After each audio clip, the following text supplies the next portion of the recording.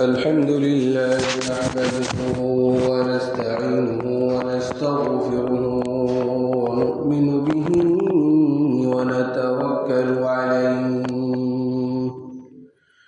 ونعوذ بالله من شرور أنفسنا ومن سيئات أعمالنا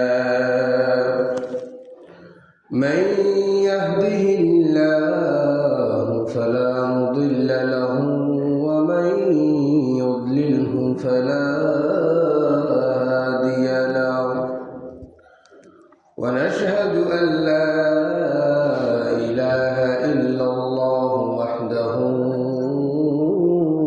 لا شريك له ونشهد أن سيدنا وسندنا وحبيبنا وطبيب قلوبنا ومولانا محمد صلى الله تعالى عليه وعلى آله وأصحابه وبارك وسلم.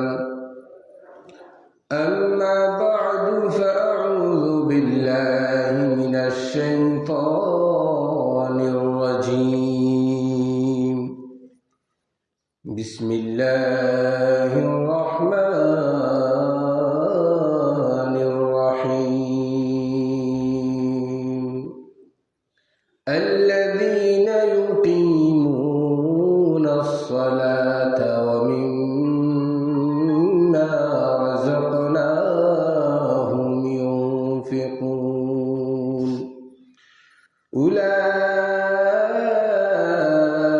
أولئك هم المؤمنون حقا لهم درجات عند ربهم ومغفرة ورزق كريم. وقال تعالى إن الله وملائكته يصلون على النبي يا أيها الذين آمنوا صلوا عليه وسلموا تسليما. اللهم صل على محمد وعلى آل محمد كما صليت على إبراهيم وعلى آل إبراهيم إنك حميد مجيد.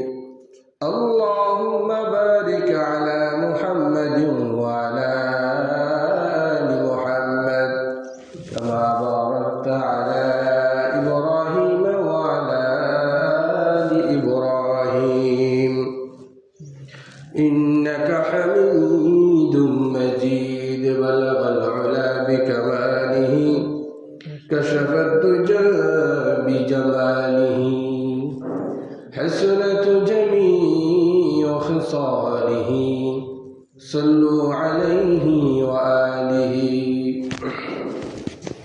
محترم حاضرین، রব্বুল আলামিনের দরবারে লাখ কোটি শুকর ও সুজুদ।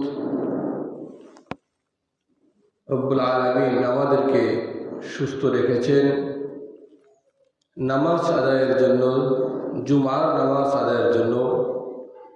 আমাদেরকে মসজিদে আগে আগে আসার তৌফিক দান করেছেন। এই জন্য আমরা সকলেই উচ্চস্বরে কালিমাতু শুকুর বলি আলহামদুলিল্লাহ। আমরা শুকরিয়া আদায় করি যে মহান রব্বুল আলামিন আমাদেরকে ইমানের মতো বদৌলত নিয়ামত আমাদেরকে দান করেছে। অনেক আপনার আমার মতো অনেক মানুষ যারা ইমান হারা অবস্থায় বেঈমান হয়ে এই দুনিয়াতে ঘোরাফেরা করতেছে। আল্লাহ তাআলা যদি চাইতেন আমাদেরকেও হেদায়েত না দিয়ে বেঈমান বানিয়ে এই দুনিয়ায় রাখতে পারতেন। এই জন্য আল্লাহ তাআলার দরবারে আমরা আরও একবার শুকরিয়া আদায় করছি যে মহান রব্বুল আলামিন আমাদেরকে ইমানের মতো দৌলত নিয়ামত আমাদেরকে দান করেছেন। আরও একবার শুকরিয়া করি আলহামদুলিল্লাহ। ইমান এটা খুবই গুরুত্বপূর্ণ বিষয়, কারণ ইমান যার ভিতরে নেই তার তো স্পষ্ট ফয়সালা, সে তো জাহান্নামী, যদি তার কপাল হেদায়েত না থাকে।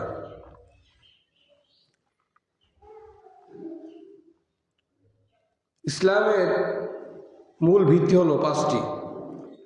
বুনিয়াল ইসলাম আলা খামসিন, ইসলামের মূল ভিত্তি কয়টি? 5টি। 1 নম্বর হলো কালিমা, নামাজ, হজ, যাকাত, রোজা। তো কালিমা এটি ইরতিকাদি বিষয়, আকীদাগত বিষয়, এটা ইমানের সাথে সম্পৃক্ত।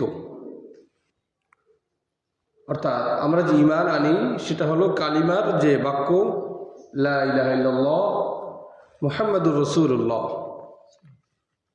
এইটার উপরে অন্তরে বিশ্বাস স্থাপন করা। এই কালিমার উপরে অন্তরে বিশ্বাস স্থাপন করা আর মৌখিকভাবে এটাকে স্বীকারোক্তি দেওয়া, এটার নাম হলো কি? ইমান।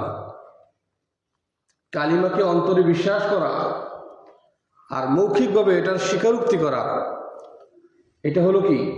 ইমান। ইমান আনার পরে এই কালিমার পরে, কালিমাটা হলো ইরতিকাদি বিষয়। ইসলামের মূল ভিত্তি 5টি, এর ভিতরে কালিমাটা ইরতিকাদি বিষয়। আর থাকে 4টি, এই 4টি হলো আমলি বিষয়। নামাজ আমরা প্র্যাকটিস করি, রোজা প্র্যাকটিস করি, হজ যাকাত এগুলো কি প্র্যাকটিস করি। আর কালিমাটা আমরা বিশ্বাস করি, জবানে স্বীকার করি। তো একটা মানুষ ঈমান আনার পরে তার 4টি দায়িত্ব বেড়ে যায়। 1 নম্বর সবচেয়ে গুরুত্বপূর্ণ পয়েন্ট, ঈমান আনার সাথে সাথে তার উপরে সালাত ফরজ হয়ে যায়। অর্থাৎ এখন জোহরের সময় যতক্ষণ থাকে, এই সময়ের ভিতরে যদি একটা মানুষ নামাজ পড়ার মতো সময়টুকু পায় ঈমান আনার পরে, তার উপরে সেই জোহর নামাজটা কি ফরজ হয়ে যায়। এরপরে হজ সামর্থ্যবানদের জন্য জীবনে একবার ফরজ হয়। যারা সামর্থ্যবান তাদের জন্য জীবনে একবার ফরজ হয়। কথা বুঝতে পারতেছেন? যাকাত যারা সামর্থ্যবান তাদের জন্য বছরে একবার ফরজ হয়, বছরে 1 মাস ফরজ হয়। এখন এই 3টি নামাজ বাদে, কালিমার পরে নামাজ বাদে এই যে 3টে আমল, হজ, এটারও কিন্তু সিস্টেম আছে। যদি ওজোর থাকে, আপত্তি থাকে, সেখানে সিস্টেম আছে। যাকাতের ক্ষেত্রে এটা আদায় করতে হবে, এটা আমলি, অর্থাৎ এরা অর্থনীতির সাথে সম্পর্ক, আর্থিকভাবে এটা সম্পৃক্ত। আর হজের বিষয়টা আর্থিক, জান এবং মালের সাথে সম্পৃক্ত, দুটোটা। আর রোজাও যদি কেউ না রাখতে পারে তার জন্য সেক্ষেত্রে কাজা কাফারার অনেক বিধান রয়েছে, যদি কোনো মাজুর ব্যক্তি থাকে। কিন্তু একমাত্র নামাজ, এই নামাজের বিষয়ে ইসলাম কোনো ছাড় দেয় নাই কাউকে। সালাতের বিষয়ে ইসলাম কাউকে ছাড় দেয় না। অর্থাৎ আপনি যে অবস্থা থাকেন না কেন, আপনি যদি সুস্থ হন, আপনার যদি ব্রেন ক্লিয়ার থাকে, সুস্থ মস্তিষ্কে যদি হয়, পাগল যদি না হয়, আর যদি সাবলক হয়, তাহলে এই লোকটার উপরে যে অবস্থায় থাকুক না কেন, সেই লোকটার উপরে কি নামাজ ফরজ। শুয়ে থাকলে এমন অসুস্থ, সে বিছানা থেকে উঠতে পারতেছে না, কিন্তু তার ব্রেন ক্লিয়ার, বালক, ব্রেন ক্লিয়ার এবং সে সাবলক, তার উপরে কি নামাজ মাফ আছে? শুয়ে শুয়ে নামাজ পড়তে হবে। দাঁড়াইতে পারে না, বসে থাকে সবসময়, দাঁড়াইতে পারে না, তাকে কি বসে বসেই নামাজ পড়তে হবে। আপনি গাড়িতে আছেন, যেখানে থাকেন না কেন, নামাজ কোনো ছাড় নাই, আছে। কারণটা কি? ঈমান আনার পরে আল্লাহ তাআলা নামাজকে কেন ফরজ করেছেন? কালিমার পরে আল্লাহ তাআলা কেন নামাজকে নিয়ে আসলেন? এটা রহস্য আছে না? এটা গুরুত্ব আছে না? নাই আছে। কেন আছে? যে নামাজ হল এমন একটি বিষয়, যে নামাজ মানুষের ভিতরে যে জঞ্জল তৈরি হয়, গুনাহের যে জঞ্জল তৈরি হয়, এই নামাজের মাধ্যমে আল্লাহ তাআলা এগুলো দূর করে দেয়। এই নামাজের মাধ্যমে আল্লাহ তাআলা তার বান্দাকে নিকট থেকে নিকটে নিয়ে যায়। সুবহানাল্লাহ। এই নামাজের মাধ্যমে আল্লাহ তাআলা তার বান্দার সাথে ঘনিষ্ঠতা বাড়িয়ে দেয়।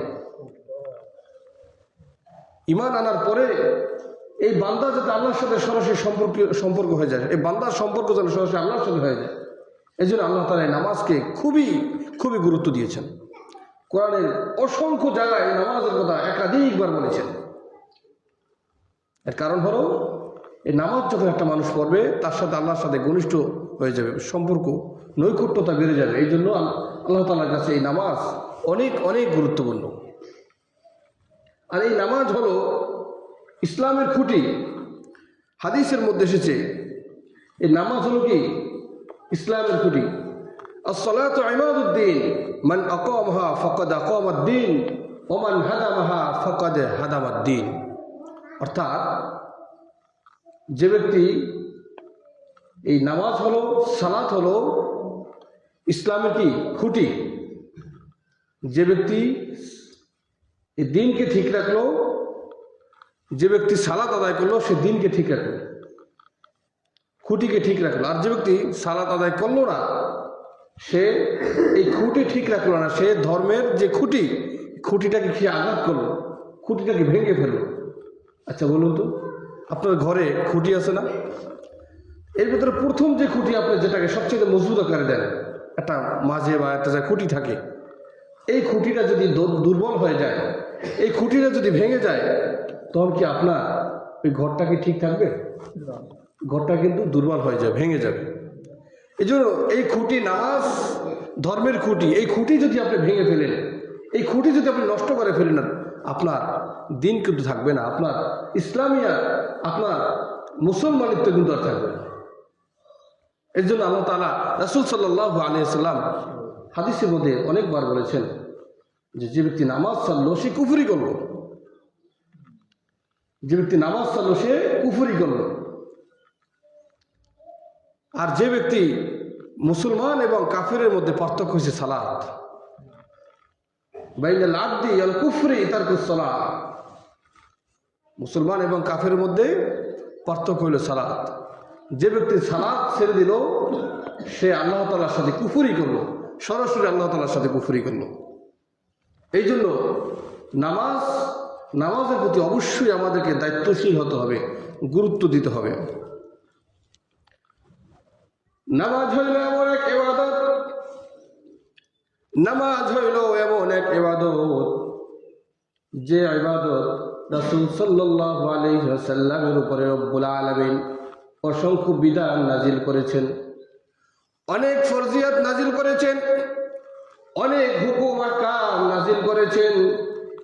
জিবরাইল আমিনের মাধ্যমে আল্লাহ তাআলা তার প্রিয় হাবিবের কাছে হুকুম আহকামগুলো পাঠিয়ে দিয়েছেন। এর কারণ হলো, আর নামাজ সালাত হলো এমন এক ইবাদত, যে ইবাদতটাকে রব্বুল আলামিন তার প্রিয় হাবিবকে জমিন থেকে কাছে নিয়ে গিয়ে মেরাজের মাধ্যমে সরাসরি সাক্ষাৎ করিয়ে তার উম্মতের জন্য 5 ওয়াক্ত নামাজকে হাদিয়া হিসেবে পাঠিয়ে দিলেন। বলেন সুবহানাল্লাহ। কেন এই নামাজের মাধ্যমে রব্বুল আলামিনের কাছে, রব্বুল আলামিনের সাথে তার বান্দার দূরত্ব কমে যাবে, নৈকট্য বেড়ে যাবে। রব্বুল আলামিন বলেছেন, উসজুদ ওয়াকতারিব, তোমরা সিজদা করো আর নিকটবর্তী হয়ে যাও। সাহাবায়ে কেরাম রাসূলুল্লাহ সাল্লাল্লাহু আলাইহি ওয়াসাল্লামের এই হাদিসটা বর্ণনা করেছেন। সাহাবায়ে কেরাম জিজ্ঞেস করেছেন, ইয়া রাসূলুল্লাহ সাল্লাল্লাহু আলাইহি ওয়াসাল্লাম, রব্বুল আলামিনের কাছে সবচেয়ে প্রিয় বস্তু কি, সবচেয়ে প্রিয় বিষয়টা কি, প্রিয় ইবাদতটা কি? রাসূলুল্লাহ সাল্লাল্লাহু আলাইহি ওয়াসাল্লাম বলেছেন, রব্বুল আলামিনের কাছে সবচেয়ে প্রিয় অবস্থা হলো সিজদারত অবস্থা। যখন বান্দা সিজদারত অবস্থায় থাকে, আল্লাহ তাআলা খুবই সন্তুষ্ট হয়ে যায়, খুশি হয়ে যায়। এই জন্য আল্লাহ তাআলার কাছে সবচাইতে প্রিয় হলো নামাজ। এই নামাজের মাধ্যমে আমরা যে রব্বুল আলামিনের দাস, আমরা যে রব্বে কারিমের গোলাম, এই নামাজের মাধ্যমে, এই সালাতের মাধ্যমে এই দাসত্ব, এই গোলামিয়া সবচাইতে বেশি ফুটিয়ে তোলা যায়। আপনারা চিন্তা করেন, আমরা যখন নামাজে দাঁড়াই, দুই হাত তুলে যখন আমরা হাত যখন বাঁধি, দুই হাত তুলে কিন্তু আমরা আল্লাহ তাআলার কাছে আত্মসমর্পণ করলাম। এরপরে যখন আমরা রুকু করলাম, নামাজে দাঁড়াই গেলাম, এদিক তাকান যাবে না, ওদিকও তাকান যাবে না, দুনিয়ার কোনো খেয়াল কিন্তু নামাজের ভিতরে রাখা যাবে না। এরপরে যখন রুকুতে গেলাম, আমরা আল্লাহ তাআলার কাছে নতি স্বীকার করলাম। এরপরে রুকু থেকে উঠে যখন আবার সিজদায় চলে গেলাম, সিজদায় যাওয়ার মধ্য দিয়ে আল্লাহ তাআলার কাছে চূড়ান্ত পর্যায়ে আত্মসমর্পণ করে দিলাম। এই জন্য আল্লাহ তাআলার কাছে সবচাইতে প্রিয় হলো নামাজ।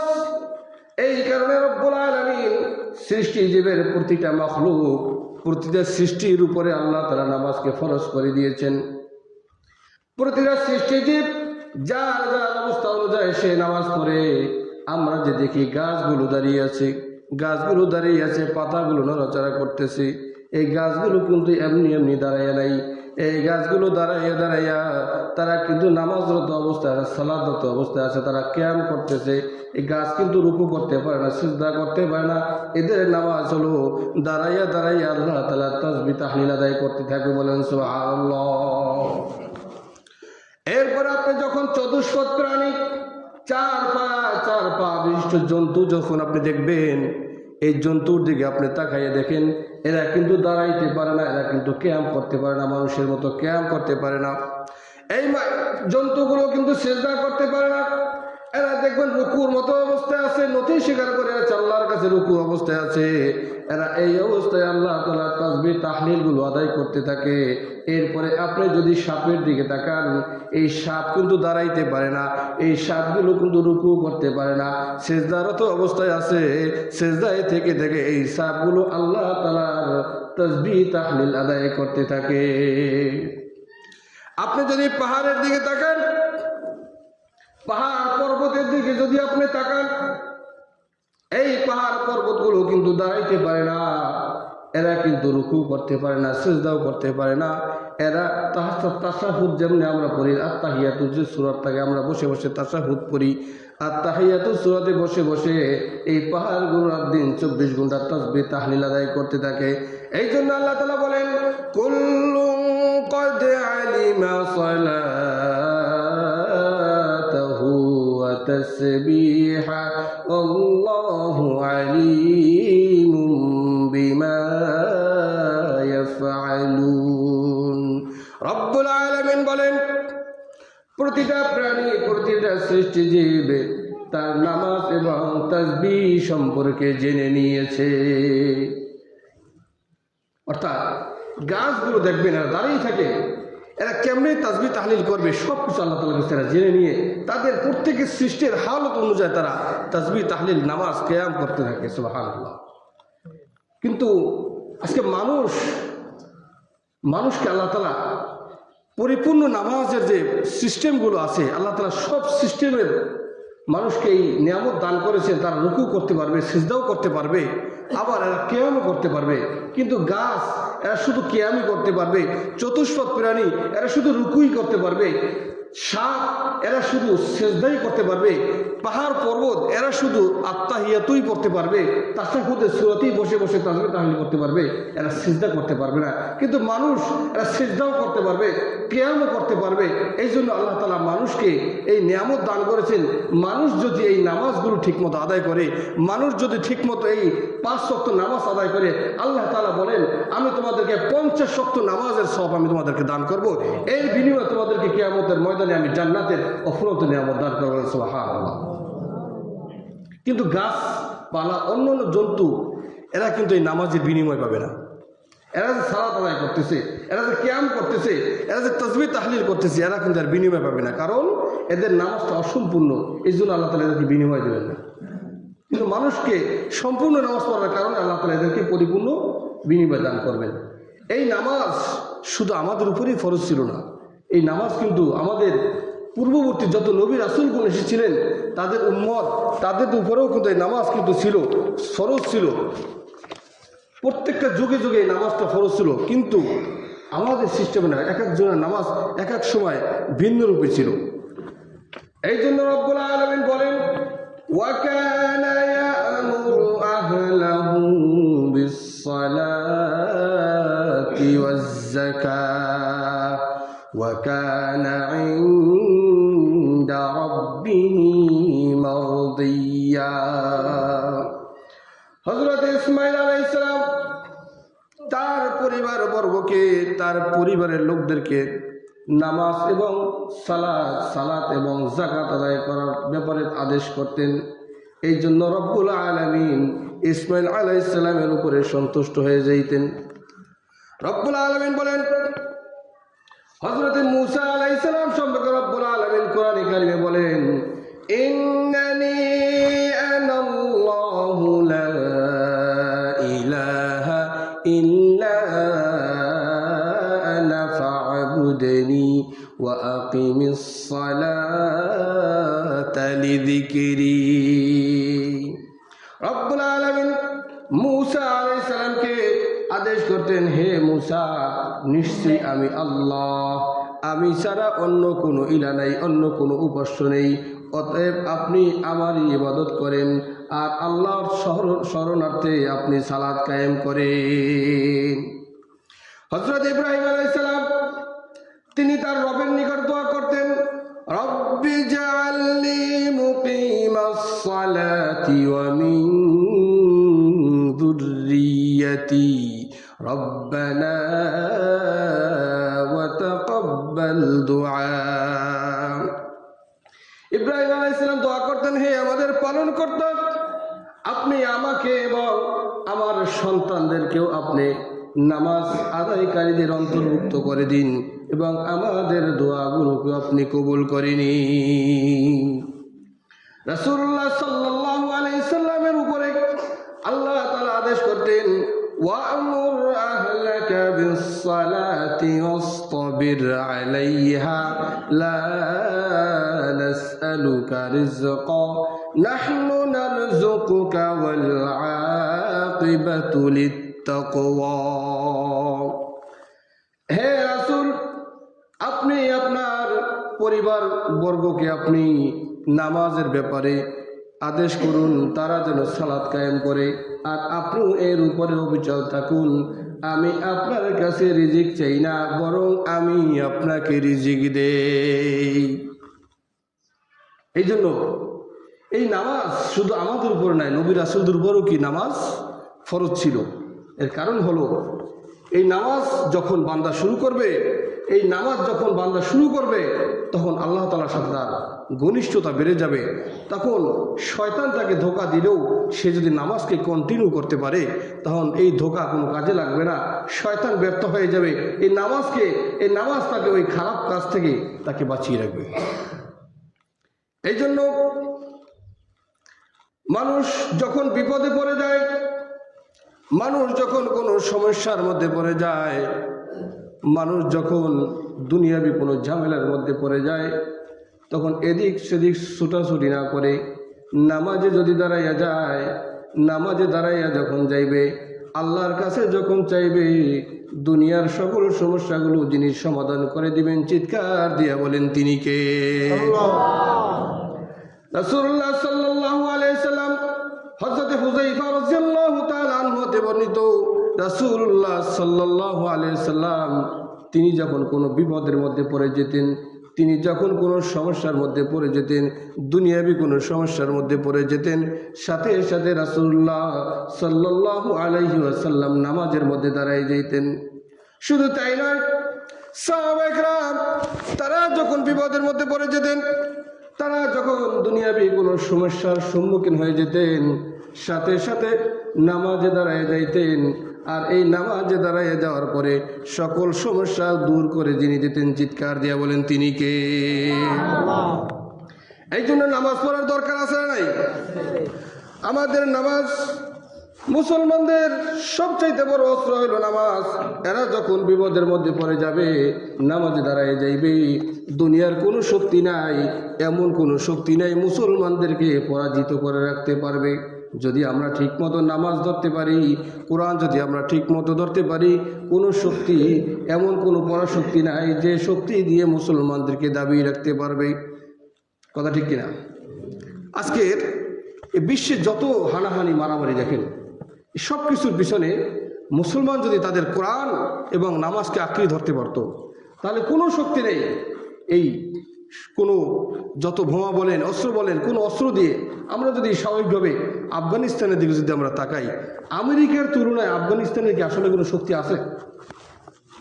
যারা এই খবরগুলো রাখি তারা একটু কথা বলবো যে আমেরিকার তুলনায় আফগানিস্তানে আসলে কোনো শক্তি আছে? কোনো শক্তি নেই। কিন্তু দেখেন, আজকে রাশিয়া আফগানিস্তানের কাছে পরাজিত হয়েছে। এরপরে এত বড় পরাশক্তি দুনিয়ার বর্তমানে বিশ্বের মোড়ল যাদেরকে বলা হয় আমেরিকা, সেই আমেরিকা আফগানিস্তানের কাছে নাকানি চুবানি খেয়ে পরে এখান থেকে গেছে। তো এর কারণ কি? তারা কোরআন সুন্নাহকে আঁকড়ে ধরেছে, নামাজকে আঁকড়ে ধরেছে। এই জন্য কোনো শক্তি নাই যে নামাজ পড়বে, কোরআন যারা আঁকড়ে ধরতে পারবে, এমন কোনো শক্তি নাই এই মুসলমানদেরকে পরাজিত করবে। এই জন্য আজকে আমাদের সব কিছুর অধপতনের সব কিছুর মূলে হলো কোরআন, সব কিছুর মূলে হলো নামাজ। নামাজ ছেড়ে দিয়েছি, কোরআন ছেড়ে দিয়েছি, মুসলমানদের অধপতন তো হবেই। এই জন্য এই নামাজ পড়ার দরকার আছে না নাই? রব্বুল আলামিন কোরআনে কারিমে বলেন, আল্লাযীনা ইউমিনুনা বিল গায়বি ওয়া ইউকিমুনাস সালাহ। কারা মুত্তাকিন? মুত্তাকিনদের পরিচয় রব্বুল আলামিন কোরআনে কারিমে দিয়েছে। যারা অদৃশ্য গায়েবের উপর ঈমান আনার পরে যারা সালাত কায়েম করেছে, আর যারা নিজের দেওয়া রিজিক থেকে যারা খরচ করেছে, তারাই হলো মুত্তাকি। এই জন্য মুত্তাকিন যারা, নামাজ ছাড়া কোনো মুত্তাকিন হওয়া সম্ভব নয়। যদি নামাজ না পড়ে সে দান করে, নামাজ না পড়ে যদি কেউ হজ করে, নামাজ না পড়ে যদি শত শত ভালো কাজ করে, এই ভালো কাজের কোনো মূল্য থাকবে না যদি না সে নামাজ না পড়ে। কারণ এই নামাজ কিয়ামতের ময়দানে সর্বপ্রথম যে হিসাবটা হবে সেটা হলো এই নামাজ। এই নামাজের হিসাব যদি আমরা ঠিক মতো দিতে পারি, সেই দিন প্রথম স্টেপটা আমরা পার হয়ে যেতে পারবো। আর নামাজের হিসাব যদি আমরা সঠিকভাবে না দিতে পারি, এই দুনিয়াতে যদি আমরা ঠিক মতো সালাত আদায় না করি, সেই দিন নামাজের হিসাব দেওয়ার মতো কোনো সুযোগ আমাদের থাকবে না। এই জন্য নামাজ যদি আমরা পড়ি, জান্নাতের প্রথম, জান্নাতে যদি আমরা ঢুকতে চাই, জান্নাতে যদি আমরা যেতে চাই, এই জান্নাতের চাবি হলো নামাজ। মিফতাহুল জান্নাতিস সালাহ, জান্নাতের চাবি হইল নামাজ। চাবি যদি না থাকে তালা কিন্তু খুলতে পারবো। এই জন্য চাবি দরকার আছে না নাই? চাবি যদি, জান্নাতের চাবি যদি দরকার থাকে, এই দুনিয়াতে কিন্তু নামাজ ছাড়া যাইবে না, নামাজ কালাম পড়তে হবে। আল্লাহ তাআলা কোরআনে কারিমে 5 ওয়াক্ত নামাজ পড়ার নির্দেশ দিয়েছেন। আল্লাহ তাআলা বলেন, ওয়া আকিমিস সালাতা তারাফাইন নাহারি ওয়া যুলাফান মিনাল লাইল ইন্নাল হাসানাতি ইউযহিবুনাস সাইয়্যাত যালিকা যিকরা লিয-যাকিরিন। রব্বুল আলামিন বলেন, তোমরা সালাত কায়েম করো। দিনের 2 অংশে, প্রথম অংশে তোমরা ফজর এবং জোহর পড়বে, আর শেষ অংশে তোমরা আসর পড়বে। আর রাতে সালাত আদায় করবে প্রথম অংশে মাগরিব এবং ইশা। এই জন্য এই 5 ওয়াক্ত নামাজ আল্লাহ তাআলা পড়ার ব্যাপারে সরাসরি কোরআনে কারিমের অসংখ্য জায়গায় বিভিন্ন আয়াতে এই তাগিদ দিয়েছেন। আল্লাহ তাআলা বলেন, সফলকাম তো তারা, আল্লাযীনা ইউকিমুনাস সালাতা ওয়া মিম্মা রাযাকনাহুম ইউনফিকুন। রব্বুল আলামিন এখানে যারা মুমিন, প্রকৃত মুমিন যারা, তাদের পরিচয় বর্ণনা করতেছে। প্রকৃত মুমিন তো তারা যারা সালাত আদায় করে, সবাই মতো যারা সালাত আদায় করে, আর নিজের দেওয়া রিজিক থেকে যারা খরচ করে, উলাইকা হুমুল মুমিনুন তারাই হলো প্রকৃত মুমিন। লাহুম দারাজাতুন ইনদা রাব্বিহিম ওয়া মাগফিরাতুন ওয়া রিজকুন কারীম। তারাই হলো প্রকৃত মুমিন, আর তাদের জন্য রব্বুল আলামিনের দরবারে রয়েছে সম্মান আর উত্তম রিজিকের ব্যবস্থা। বলেন সুবহানাল্লাহ। রব্বুল আলামিন বলেন ওয়াল্লাযীনা হুম আলা সালাওয়াতিহিম ইউহাফিযুন উলাইকা হুমুল ওয়ারিথুনা আল্লাযীনা ইয়ারিথুনাল ফিরদাউস হুম ফিহা খালিদুন। এই নামাজি যারা দুনিয়াতে নামাজ পড়বে, যারা দুনিয়াতে নামাজ আদায় করবে, এদের স্থান কোথায় হবে আল্লাহ তাআলা এই আয়াতে বলে দিয়েছেন। যারা দুনিয়াতে নামাজ সংরক্ষণ করবে এরা হবে জান্নাতের উত্তরসূরি, তারা সেখানকার স্থায়ী বাসিন্দা হয়ে যাবে। বলেন সুবহানাল্লাহ। জান্নাতের স্থায়ী বাসিন্দা হতে চাই কিনা? নামাজ পড়ে না পড়ে? নামাজ পড়ে না পড়ে? জান্নাতের স্থায়ী যদি বাসিন্দা হতে চাই তাহলে নামাজ না পড়ার সুযোগ আছে? নামাজ পড়েই জান্নাতে যেতে হবে। যারা নামাজ পড়বে না তারা তো জান্নাতের গেটই খুলতে পারবে না।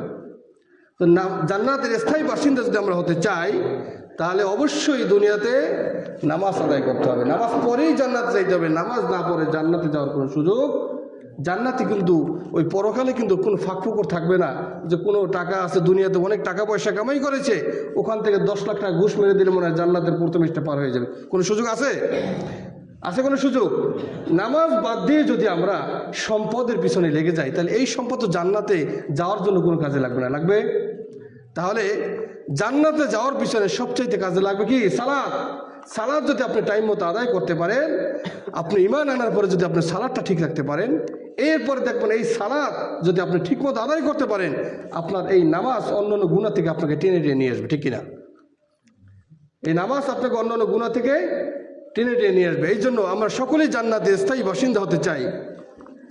আর জান্নাতের স্থায়ী বাসিন্দা হলে নামাজ পড়েই জান্নাতে যেতে হবে। নামাজ না পড়ে জান্নাতে যাওয়ার কোনো সুযোগ নাই। রব্বুল আলামিন বলেন ইন্নাস সালাতা তানহা আনিল ফাহশাই ওয়াল মুনকার ওয়া লাযিকরুল্লাহি আকবার আল্লাহু ইয়ালামু মা তাসনাউন। নিশ্চয়ই নামাজ, বান্দা যখন নামাজ পড়বে নিশ্চয়ই এই নামাজ সকল খারাপ মন্দ কাজ, অশ্লীল কাজ থেকে নামাজ তাকে বাঁচিয়ে রাখবে। এখন অনেকে বলে হুজুর নামাজ তো পড়ি আবার খারাপ কাজও করি, তাহলে কেমনে বাঁচাইলো? প্রশ্ন আছে না? নামাজও পড়ে আবার ঘুষও খায়, সুদও খায়। দেখবেন নামাজ যখন পড়তে আসবে সবার সামনে দাঁড়াবে, কিন্তু নামাজ পড়ে যে আকাম কুকাম সব করে। আছে না নাই? আর এই নামাজ মূলত আসলে কোন নামাজ? তাদের নামাজের ভিতরে কোনো খুশু নাই। নামাজে কোনো খুশু নাই। নামাজে দাঁড়াইছে চিন্তা করে নামাজটা পড়ে যায় ওর জমিটা দখল করতে হবে। আছে না এরকম? নামাজ পড়তেছে, নামাজে দাঁড়াই চিন্তা করতেছে আজকে ব্যবসা যে করলাম 1000 টাকার একটা হিসাব পাইতেছি না, টাকাটা গেল কোথায়? ইমাম সাহেব এদিকে নামাজ তো সে কোন সূরা পড়তেছে, কি পড়তেছে, নামাজ পড়তে দেখবেন অধিকাংশ মুসল্লি নামাজের পরে হুজুর কোন সূরা পড়ছে? হুজুর আছে 3 রাকাত পড়ছেন। হুজুর যে মাঝে মধ্যে আমার একদিন কি ভুল হয়ে গেছে নামাজের মধ্যে, তো এখন মুসল্লির খবরও নাই কোনো। এখন নামাজ কোন নামাজ? এই নামাজ আপনাকে খারাপ কাজ থেকে, অশ্লীল কাজ থেকে বাঁচিয়ে রাখতে পারবে না। নামাজ হতে হবে খুশুর সাথে, মনোযোগের সাথে। আপনি যদি মনোযোগের সাথে নামাজ পড়েন, খুশুর সাথে যদি আপনি নামাজ পড়তে পারেন, এই নামাজ আপনাকে মন্দ কাজ থেকে, অশ্লীল কাজ থেকে বাঁচিয়ে রাখবে। কেমনি বাঁচিয়ে রাখবে? একটা লোক 5 বার, দিনে 5 বার যদি উজু করে, নামাজ পড়তে হলে তো পবিত্র হতে হবে। ঠিক কিনা? অপবিত্র অবস্থায় নামাজ পড়া যাবে না। আচ্ছা ধরেন আপনি সকালবেলা ফজরের নামাজটা আপনি পবিত্র অবস্থায় নামাজটা পড়লেন, পড়ার পরে তারপরে আপনি দুনিয়ার বিভিন্ন কাজ আপনি ব্যস্ত হয়ে বললেন, আবার আপনার মাথায় কিন্তু টেনশন যে জোহরের নামাজটা আমার পড়তে হবে। আপনি এই সময় আপনি যাইয়া একটা খারাপ কাজের মধ্যেও যদি আপনি লিপ্ত থাকেন, কিন্তু আপনি যদি নামাজ পড়েন আপনি কিন্তু পবিত্র হয়ে নামাজ আসতে হবে। এরপরে জোহর থেকে নিয়ে আসর পর্যন্ত অল্প সময়, এই সময়টা আপনি চাইলেও একটা খারাপ কাজে লিপ্ত হইতে পারবেন না, কারণ আপনার টেনশন থাকে আমি যদি কোনো বাজে কাজের সাথে লিপ্ত হয়ে যাই আমার পোশাকটা নাপাক হয়ে যাবে, আমার শরীরটা নাপাক হয়ে যাবে, আমার নামাজের টেনশন তো আছে। দেখবেন অটোমেটিক আপনাকে এই নামাজ আপনাকে সকল মন্দ কাজ থেকে আপনাকে বাঁচিয়ে রাখবে। এই জন্য এই নামাজ যদি আমরা পড়ি, আমাদের দেখবেন অটোমেটিকলি নামাজ যদি আমরা পড়ি আমাদের মন নরম হয়ে যাবে, আমাদের ভালো কাজের প্রতি আমাদের আগ্রহ বেড়ে যাবে। বলে সুবহানাল্লাহ। আর আমরা যদি নামাজ পড়ি, এই নামাজ আমাদেরকে সকল কাজ থেকে, সকল মন্দ কাজ থেকে বাঁচিয়ে রাখবে, সকল ফাহিশা কাজ থেকে আমাদেরকে বাঁচিয়ে রাখবে। রাসূলুল্লাহ সাল্লাল্লাহু আলাইহি ওয়াসাল্লাম বলেছেন, যে ব্যক্তি নামাজ পড়বে, রাসূলুল্লাহ সাল্লাল্লাহু আলাইহি ওয়াসাল্লাম একবার তিনি শীতের রজনীতে বের হইলেন, গাছের দিকে তাকিয়ে দেখলেন পাতাগুলো ঝরে ঝরে পড়তেছে। তিনি একটি ডালের উপরে হাত দিলেন, নড়াচড়া খেয়ে আরও বেশি পাতা পড়তেছে। রাসূলুল্লাহ সাল্লাল্লাহু আলাইহি ওয়াসাল্লাম সাহাবা কিরামদেরকে বললেন, ওগো আমার সাহাবীরা রে, তোমরা যদি নামাজ পড়ো, খুশু খুজুর সাথে যদি তোমরা নামাজ পড়ো, নামাজের মতো নামাজ যদি তোমরা পড়তে পারো, এই পাতাগুলো যেমনি ঝরে ঝরে পড়তেছে এর থেকেও বেশি তোমাদের গুনাহগুলো ঝরে যাবে। বলেন সুবহানাল্লাহ। এই নামাজ যদি আমরা পড়তে পারি, খুশু খুজুর সাথে যদি আমরা নামাজ পড়তে পারি, আজকে দুনিয়ায় কত টেনশনের মধ্যে পড়ে যায়, পেরেশানির মধ্যে পড়ে যায়। চালের দাম বেশি, আলুর দাম বেশি, তেলের দাম বেশি, পেঁয়াজের দাম বেশি, এই টেনশন আছে না নাই? নামাজ যদি আমরা পড়তে পারি, আপনারা তো টেনশন করতে হবে না। দেখবেন যারা 5 ওয়াক্ত নামাজ রেগুলার মনোযোগের সাথে খুশু খুজুর সাথে পড়ে, এদের কোনো টেনশন নাই, রিজিকের কোনো টেনশন নাই। এই নামাজ যদি আমরা পড়তে পারি, আমার আপনার রিজিকের ফয়সালা যিনি করে দিবেন, চিৎকার দিয়ে বলেন তিনি কে? এই নামাজ যদি আমরা পড়তে পারি, আল্লাহ তাআলা বলেন, ওয়া'মুর আহলাকা বিস-সালাতি ওয়াসতাবির আলাইহা লা নাসআলুকা রিজকা নাহনু নারযুকুকা ওয়াল আকিবাতু লিত-তাকওয়া। হে নবী, আপনি নামাজ পড়েন, আপনার পরিবারের লোকদেরকে আপনি নামাজের তাকিদ দেন, আপনিও এটার উপরে অবিচল থাকেন। আমি আপনার কাছে রিজিক চাই না, আমি আপনার কাছে রিজিক চাই না, বরং আমি আপনাকে রিজিক দেই। আল্লাহ রিজিক দেন। নামাজ যদি আমরা পড়ি, আল্লাহ তাআলা আমাদেরকে কি করবেন? রিজিক দেবেন। এই জন্য নামাজ পড়া দরকার আছে না? وَمَن يَتَّقِ اللَّهَ يَجْعَل لَّهُ مَخْرَجًا وَيَرْزُقْهُ مِنْ حَيْثُ لَا يَحْتَسِبُ। রব্বুল আলামিন বলেন, যারা আল্লাহকে ভয় করে তাদেরকে দুনিয়াতে আল্লাহ নিষ্কৃতির পথ দেখান। বিপদের মধ্যে পড়ে গেছেন, ওই বিপদ থেকে আল্লাহ তাআলা তাকে উদ্ধার করে দিবেন। আপনি সমস্যার মধ্যে পড়ে গেছেন, দুনিয়ার কোনো নেতা ধরে আপনি সমস্যার সমাধান করতে পারবেন না। আল্লাহর ভয় যদি আপনার ভিতরে থাকে, আপনার ভিতরে যদি আল্লাহর ভয় থাকে, আপনি যদি নামাজে দাঁড়ায় যান, আল্লাহ আপনাকে ওই বিপদ থেকে আপনাকে উদ্ধার করে দেবে। আর কি করবে দেখেন, আপনি যদি নামাজ পড়েন, আল্লাহকে ভয় যদি আপনি করেন, আপনার রিজিকের ফয়সালা এমন জায়গা থেকে আল্লাহ তাআলা করে দিবেন যা আপনি কোনোদিন কল্পনাও করতে পারবেন না। এই জন্য নামাজ শুধু আপনার পরকালের মুক্তিই নয়, এই নামাজ আপনার দুনিয়ার সমস্ত পাপাচার থেকে মুক্তি তো দিবেই, সাথে সাথে আপনাকে বিপদ আপদ থেকেও মুক্তি দিতে পারবে, এবং আপনার রিজিকের ফয়সালা এমন জায়গা থেকে আপনাকে করে দিবে যে আপনি কোনোদিন কল্পনা করতে পারবেন না। দুনিয়ার মানুষের কল্পনা যেখানে শেষ, আল্লাহ তাআলার কাজ সেখানে শুরু, ঠিক কিনা? যেখানে আপনার কল্পনা শেষ, আপনার আর কল্পনার জগৎ যাইতে পারবেন না। আপনি চিন্তা করতেছেন, আপনি যদি এখন যদি এই গুণে যদি আপনি মাছ ধরতে না যান, আপনি যদি রিক্সা নিয়ে না বের হন, আপনি যদি গাড়ি নিয়ে না বের হন, আপনি যদি প্রবাসে না যান, তাহলে আপনার পরিবার মনে হয় না খেয়ে থাকবে। কিন্তু না, আপনার জন্য রিজিকের যে রিজিক যে আপনার জন্য মকসুম করা হয়েছে, যে বন্টন আল্লাহ তাআলা রিজিক করে রেখেছেন, এই রিজিক আপনার কাছে পৌঁছবেই, যে কোনো মূল্যকে আপনার কাছে পৌঁছবেই। সুতরাং আপনার তো পেরেশানির কিছু নেই, টেনশনের কিছু নেই। আপনি নামাজ পড়েন, লা তাহজান লা খাউফুন আলাইহিম ওয়ালা হুম ইয়াহজানুন। আপনি নামাজ পড়েন, আল্লাহকে ভয় করেন, দুনিয়ার কোনো ভয় আপনার কোনো গ্রাস করতে পারবে না, কোন টেনশন আপনাকে গ্রাস করতে পারবে না। এই জন্য আল্লাহ তাআলা আল্লাহ ভীরু যারা, আল্লাহকে যারা ভয় করে, তাদের কোনো ভয়ও নাই। আল্লাহ তাআলা বলেন, লা খাউফুন আলাইহিম ওয়ালা হুম ইয়াহজানুন, তাদের কোনো ভয়ও নাই, তাদের কোনো টেনশনও নাই, পেরেশানি নাই।